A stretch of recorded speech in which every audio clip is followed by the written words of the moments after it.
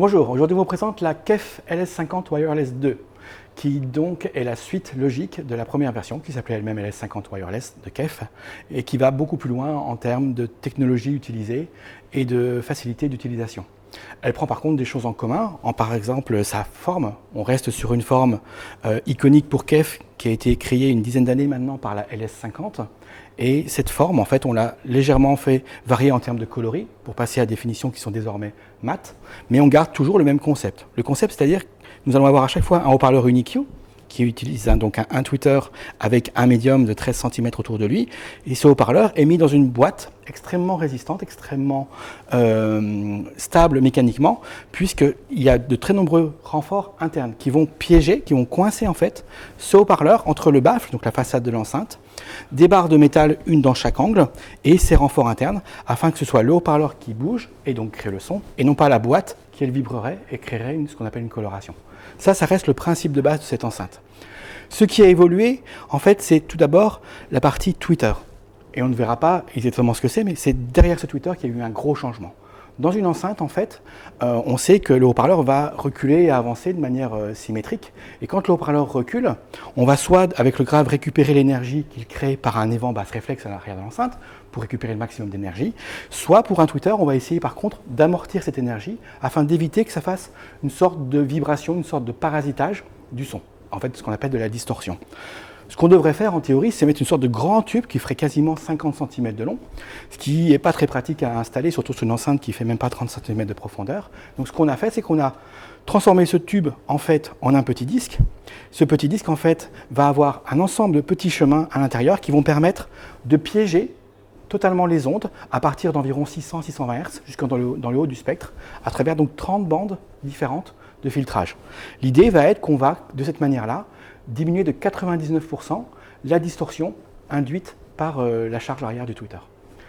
À l'écoute, ça va amener plus de douceur, plus de capacité à monter dans l'aigu, à pouvoir écouter plus fort, tout en ayant toujours un très grand confort. Donc il y a ce gros changement acoustique qu'on retrouve également sur sa version passive qui s'appelle la LS50 Meta. Techniquement, c'est une enceinte amplifiée connectée.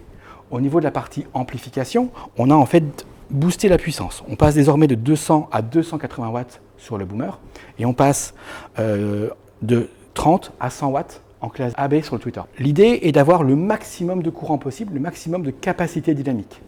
Maintenant, 280 watts sur un boomer de 13 cm, c'est énorme. Donc on va utiliser toujours un DSP qui va contrôler en temps réel la puissance qu'on envoie pour éviter d'aller jusqu'à la saturation.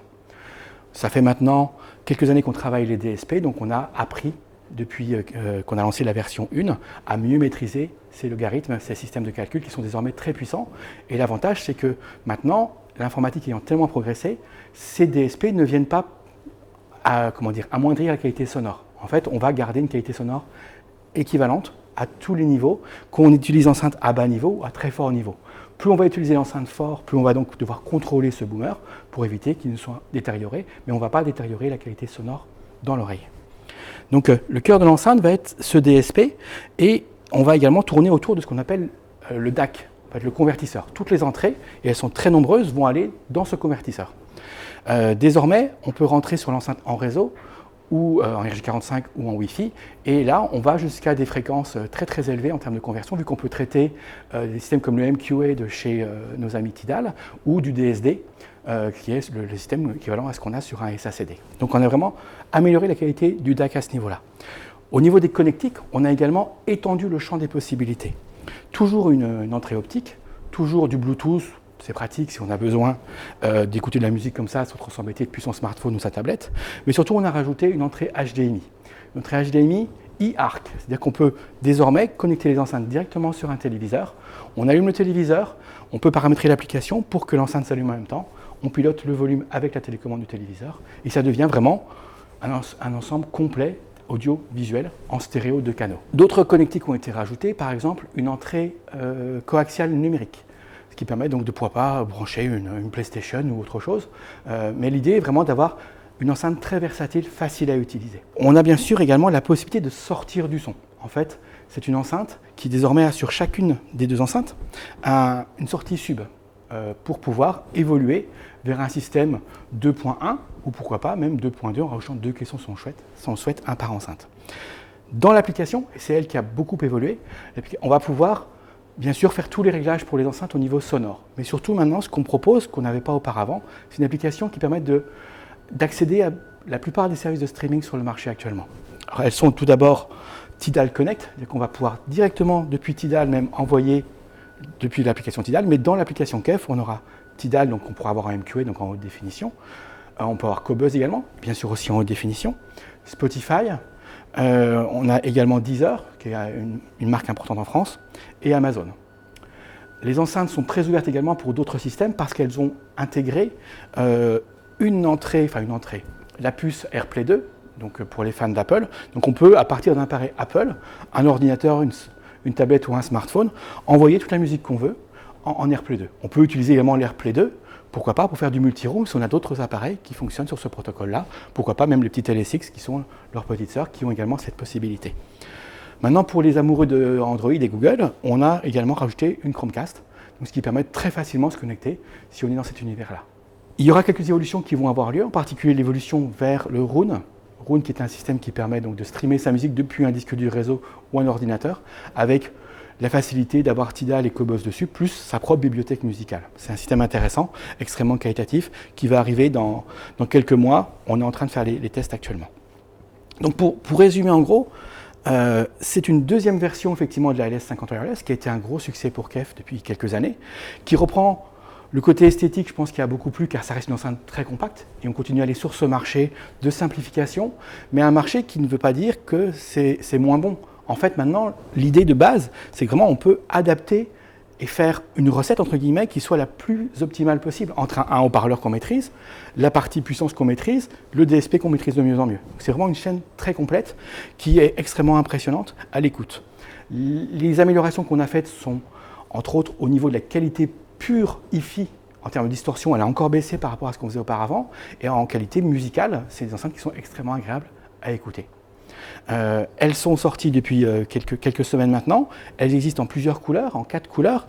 Blanc mat, noir mat, une finition également grise. On va changer sur la finition grise avec un haut-parleur qui sera de couleur un peu bordeaux-rouge. Et une quatrième finition qui sera un rouge laqué. Tous les produits sont au même tarif, à 2 499 € la paire. En option également, on peut proposer désormais un petit module qui est en fait un émetteur qu'on va pouvoir connecter en RCA directement sur une des sorties sub des enceintes, qui va également s'alimenter par un petit câble USB. Il y a une USB donc pour simplement alimenter. Ça, on ne pourra pas mettre de la musique par cette USB, mais on pourra alimenter un smartphone, une tablette, ou pourquoi pas ce petit module qui s'appelle le KW1. Et ce KW1, en fait, a un émetteur qu'on voit ici, et après, on a un petit récepteur qu'on peut installer sur n'importe quel caisson KEF du marché actuel, de la gamme Cube, la gamme KF ou la gamme KC avec le nouveau modèle, le KC62. L'idée de ce module, c'est d'avoir bien sûr une connexion sans fil entre les deux, permettant de s'affranchir, d'avoir un câble de plus qui se promène, et de pouvoir vraiment donner à l'enceinte une assise dans le grave encore supplémentaire. Assise qu'on pourra maîtriser parce que tous nos caissons utilisent en fait des DSP aussi, mais également assise qu'on va pouvoir régler par l'application qui permet de vraiment gérer la fréquence de coupure, la puissance, de manière très très simple pour adapter le système à sa pièce. Et c'est ça qui est vraiment intéressant avec ce genre de produit, c'est qu'ils sont petits, ils sont mignons, on les met comme on peut dans la pièce, qu'on est souvent un petit peu limité. Par contre, on va pouvoir adapter la réponse via l'application pour avoir vraiment le son qui est le plus adapté à son oreille, à son goût. Donc ce petit module qui s'appelle KW1 vaut 199 € et est déjà disponible.